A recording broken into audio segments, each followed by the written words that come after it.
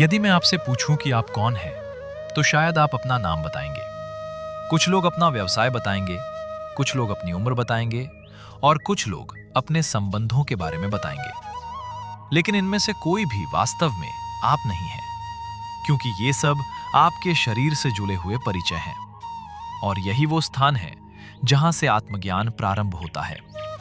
वो ज्ञान जो सुनने में एकदम सरल लगता है, लेकिन समझने पर उतना ही गहरा होता है। इसी ज्ञान के साक्षात्कार से महान ऋषि मुनियों ने आत्म साक्षात्कार, दिव्य ज्ञान तथा परम आध्यात्मिक उपलब्धियां प्राप्त की हैं। अनेक महापुरुषों के जीवन में सिद्धियां और असाधारण शक्तियां भी प्रकट हुईं, किंतु आत्मज्ञान का वास्तविक लक्ष्य भगवान की प्राप्ति और जीवन के परम उद्देश्य की सिद्धि है। ये ज्ञान तब शुरू होता है जब हम भौतिक तत्व और आत्मा तत्व के बीच का अंतर समझने लगते हैं। तभी हमें यह स्पष्ट होने लगता है कि हम ये शरीर नहीं हैं, हम आत्मा हैं। अहम ब्रह्मास्मि। मैं ये भौतिक शरीर नहीं, अपितु एक शाश्वत जीवात्मा हूं। हमारा शरीर एक वाहन की तरह है, जिसमें हम जीवात्मा एक वाहन चालक की तरह बैठे हैं। अब ये पढ़कर हम ये सोचना शुरू कर देंगे कि अरे हाँ, मुझे पता है, हम ये शरीर नहीं है, हम आत्मा है। आत्मा शरीर बदलती रहती है, आत्मा शाश्वत है, वगैरह वगैरह। अरे प्रभु, ये सब तो हम जानते हैं, कुछ नया बताओ। और फिर हम इस ज्ञान पर कभी विचार ही नहीं करते और फिर से अपनी सांसारिक दिनचर्या में वापस लौट जाते हैं।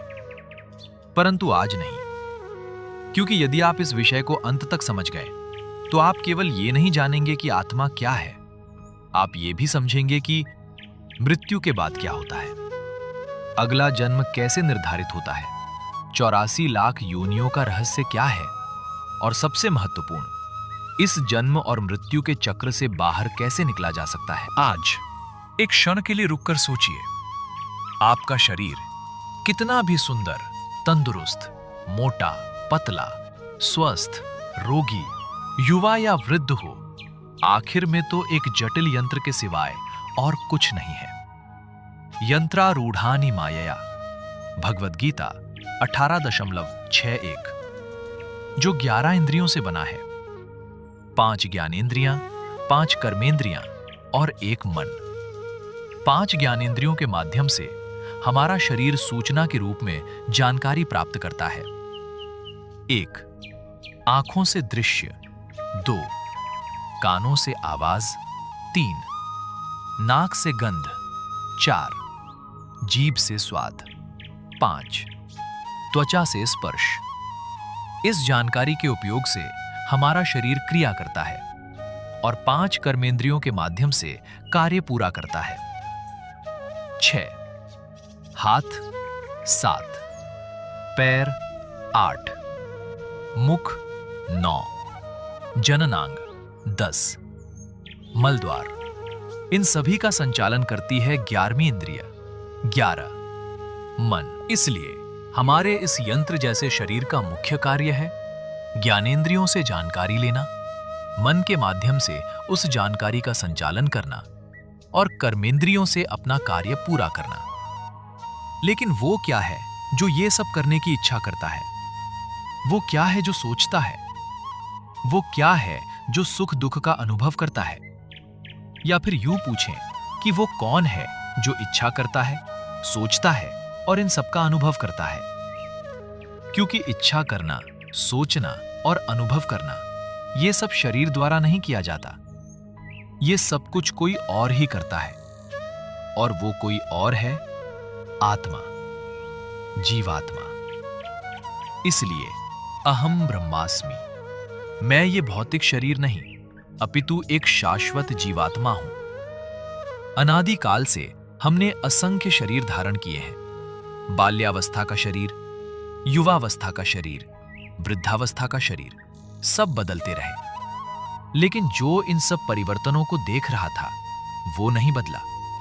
वो जीवात्मा है, वो आप हैं। तो हम जीवात्मा जब इस भौतिक संसार में आते हैं तो इस भौतिक शरीर को अपनाते हैं, जो प्रकृति के 5 प्राथमिक तत्वों अर्थात पंच महाभूतों से बना है। 1 पृथ्वी, 2 जल, 3 अग्नि, 4 वायु, 5 आकाश। परंतु इस भौतिक शरीर के अतिरिक्त हमारा एक और शरीर है जिसे हम जहां भी जाते हैं अपने साथ लेकर जाते हैं, मृत्यु के बाद भी। वो शरीर इन 5 स्थूल तत्वों से नहीं परंतु 3 सूक्ष्म तत्वों से बना है। 1 मन, 2 बुद्धि, 3 अहंकार। अब यहीं से शुरू होता है जीवन का वास्तविक खेल, और यहीं पर अधिकांश लोग भ्रमित हो जाते हैं क्योंकि वे अपने पूरे जीवन स्थूल शरीर को बदलने में लगा देते हैं, जबकि उनके भविष्य का निर्माण सूक्ष्म शरीर और चेतना कर रही होती है। यही कारण है कि 2 लोगों का बाहरी जीवन समान दिख सकता है, लेकिन उनकी आंतरिक दिशा और भविष्य बिल्कुल अलग हो सकता है। अब समझते हैं कैसे।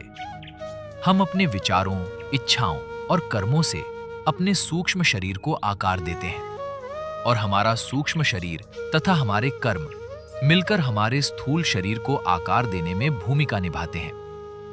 उदाहरण के लिए, यदि हमारे विचार अव्यवस्थित और अनियंत्रित हैं, तो हमारे कर्म भी अव्यवस्थित और अनियंत्रित हो जाते हैं, जिससे हमारा शरीर भी अव्यवस्थित और अनियंत्रित हो सकता है। लेकिन यदि हमारे विचार स्वस्थ और नियंत्रित हैं, तो हमारे कर्म भी स्वस्थ और नियंत्रित होंगे, जिससे हमारा शरीर भी स्वस्थ और नियंत्रित रहने की संभावना बढ़ जाती है।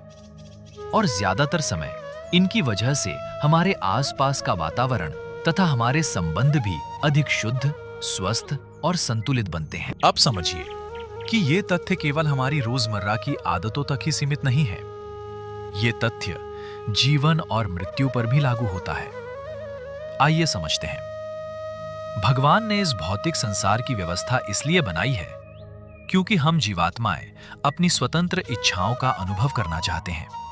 इसलिए अपने पूरे जीवन के दौरान हमने अपनी इच्छाओं, कर्मों और चेतना को जैसा भी आकार दिया है, उनके अनुसार अगले जन्म में हमें ऐसा शरीर प्राप्त होता है जो हमारी चेतना, कर्मों और गुणों के अनुरूप हो। उदाहरण के लिए, यदि किसी व्यक्ति की चेतना अत्यधिक आलस्य, अज्ञान और तमोगुण की ओर विकसित हो जाती है, तो उसके कर्मों और चेतना के अनुसार उसे निम्न योनियां प्राप्त हो सकती हैं, जहां ऐसी प्रवृत्तियों की अभिव्यक्ति अधिक होती है। यदि कोई व्यक्ति केवल भोग, हिंसा अथवा इंद्रिय सुख में ही डूबा रहता है, तो उसके कर्म, गुण और चेतना के अनुसार उसे ऐसी योनियां प्राप्त हो सकती हैं जो उन प्रवृत्तियों को व्यक्त करने के लिए अधिक उपयुक्त हों।